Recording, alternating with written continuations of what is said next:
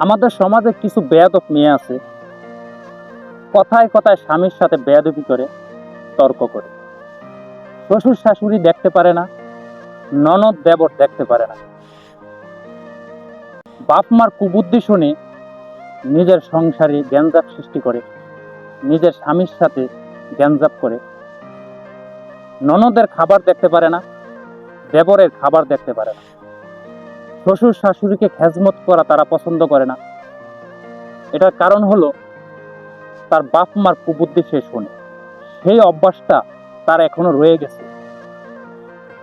সেই অভ্যাসটা এখন তোমার কাঁধে দিতে চাচ্ছে, যাতে তুমিও তোমার শ্বশুর শাশুড়ি দেখতে পারো না, তোমার দেবর ননদের সাথে গ্যাঞ্জাম করো, তোমার স্বামীর সাথে গ্যাঞ্জাম করো। বোন, তোমাকেই বলছি, স্বামীর বাড়ি মানে নিজের বাড়ি।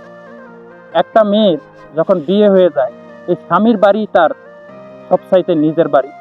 কারণ তুমি মারা গেলে তোমাকে এই স্বামীর বাড়িতে দাফন করবে, বাপের বাড়িতে নেবে না।